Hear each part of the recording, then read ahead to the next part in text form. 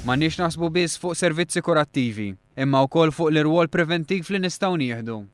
Irridu nieħdu ħsieb li n-nies qabel jaslu f'xifer problema u naħdmu flimkien għal soċjetà iktar ġusta li tagħti d-dinjità lil kulħadd. Staqarret dan il-Ministru Marie-Louise Colero Preca waqt żjara li għamlet fiċ-ċentru taċċess il-Qawra.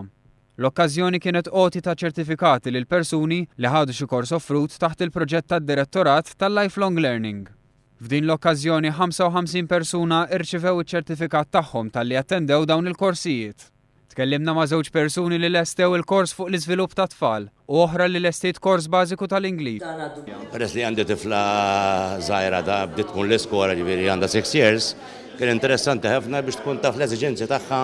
Għandi tifla 4 snin u nofs niddiriġi kif għall-iskola, kif din ieħu ħsieba l-homeworks, l-qudiem.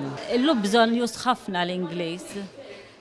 Ma niddejjaqx nitkellem man-nies bħal qabel għax qabel ma kontx naf biżżejjed. Colero Preca faħret il-ħidma ta' dan iċ-ċentru li qed jindirizza l-bżonnijiet ta' din il-komunità.